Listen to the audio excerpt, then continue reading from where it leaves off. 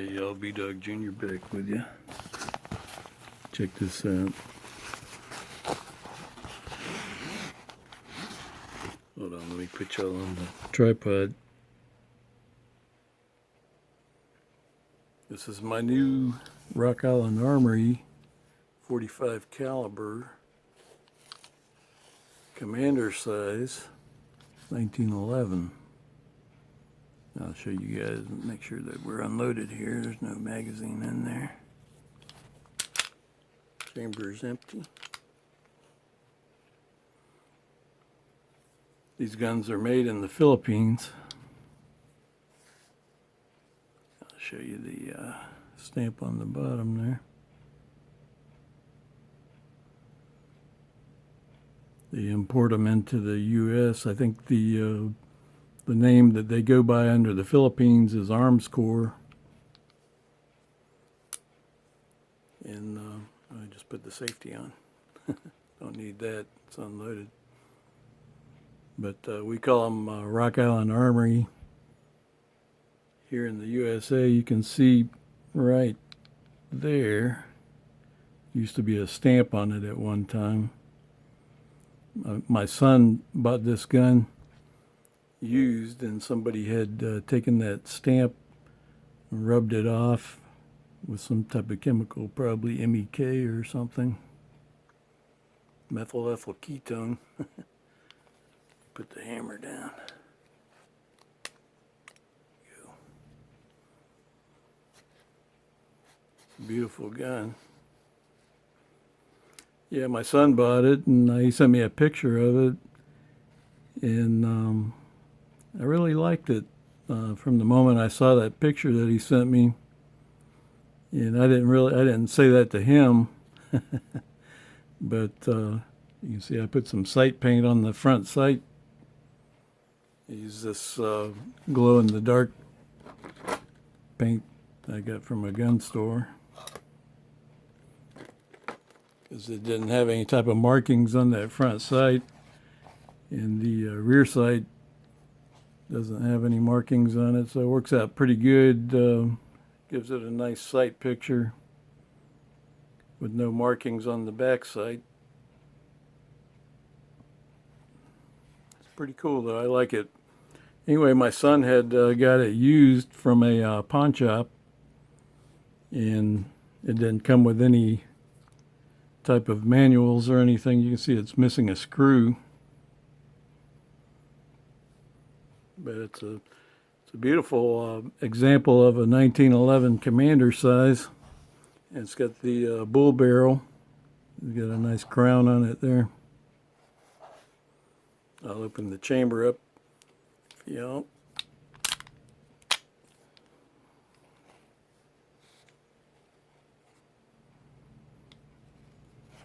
Shine a little light on the subject.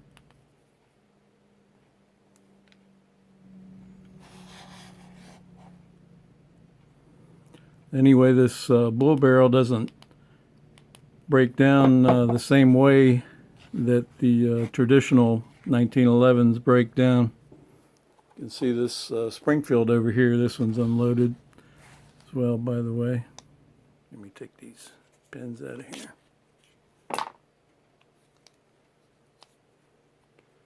See, it's got the traditional little rotating bushing on the front of it. You have to depress the spring and rotate the bushing one way, and then take the spring out and then rotate it the other way to get it out. Which is not a bad system. This used to be my dad's gun. It's a Springfield Armory 1911 NRA edition. Anybody that's been on my channel before has probably seen this gun. I've done a couple of videos on it. My dad paid for this thing. He paid like $1,800, I want to say, for this gun. And that's because it goes for to support the NRA. It's a nice gun though, but I like this one a lot better. This represents more what the original 1911s back in World War II stood for. That MS right there stands for medium size, which is the commander, is what they call the medium size. RIA stands for Rock Island Armory. This one over here is a llama, or llama, as they say it in French, or Spanish, sorry. I'll show you, it's unloaded.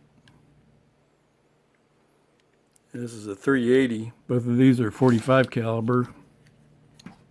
Both these other ones here are 45 caliber, and this one's a 380. You can see the chamber is unloaded.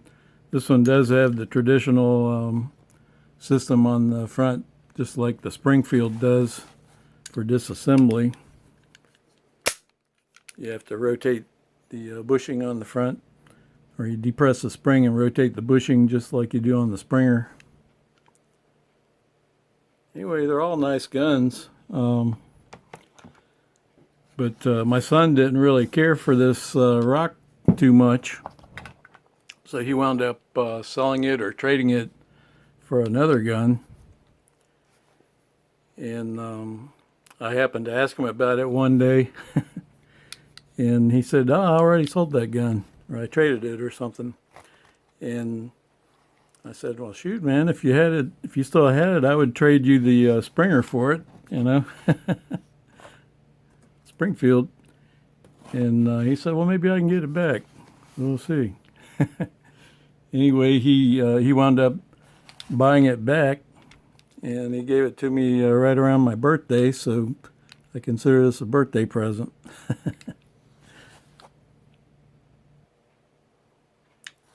The way that you disassemble this rock, see that little hole right there in the guide rod. Take a paper clip, like I've got this paper clip that I bent specially to do this, and you just put the paper clip in that hole. Then you release the slide lock, and it takes the pressure off the guide rod, so you can take the whole assembly off. The slide and the barrel all comes off together when you do that. This pouch that I purchased off of Amazon is pretty cool. It has all these little slots to put magazines in, and I keep my paper clip on there. There's a guy on YouTube that shows how to disassemble one of these without the paper clip, but I didn't try. I haven't tried it yet. I might give that a shot one day. But yeah, Dad really loved the 1911s. And after he passed away and I inherited this one, I kind of became fond of them as well myself. And I told my son, like I said, you know, "Hey buddy, you get the rock back and you can have the Springer, you know, Springfield." So he got it back, and brought it on over here. I gave it to him, and he took his two nephews out, and they went to a gun range over near his house, and they shot the poo out of this thing, along with a couple of other guns that he has. So I cleaned it up, and I get it all ready for him to take back whenever he comes over next time. Anybody that remembers when I had the laser grip installed on the Springer, I'm going to be putting that laser grip on the rock.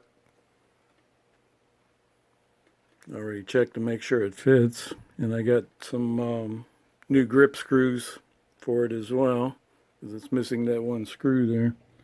I like these grips here. They're pretty nice. I forget what they're called. I think they're TZ, or some company makes them that does aftermarket grips for 1911s, but they're pretty cool. And the Armscor 45s come standard with these, some of them. I think the tactical versions do. These are pretty nice grips on here too, on the Llama. Anyway, Dad liked the 1911s, I think, because that was what their service weapon was when he was in the Navy. And he was an aircrew member on the P-3 Orions. That's a challenge coin.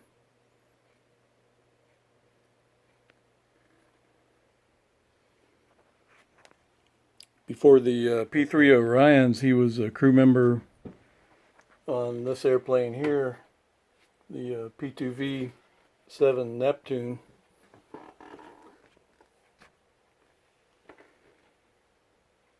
Which was an aircraft that originally came into service in 1954, I want to say, as piston engines, 18-cylinder radial piston engines, and I put a couple of my spark plug gapping tools out here. Kind of nostalgic for me. Those are pretty cool airplanes, though. I think he enjoyed flying in these more than he did in the P-3s. You can see the P-3 over here. P-3 is the newer submarine hunter, P-3 Orion. If you ever lived in Jacksonville, Florida, you'll remember seeing these flying all over the place. They retired them about 3 years ago, and now they're using jet engine aircraft. That's a jet engine there, but they're turboprops, and these are piston engines. This one was about a 300 mile per hour airplane on the piston engines. Then when you light off the jet engines, it would boost it up to 350 miles per hour. But the P-3 Orion was like 473 miles per hour, and it could fly along on just 3 engines to conserve fuel. Anyway, I'm happy my son decided to get that gun back, and I appreciate it.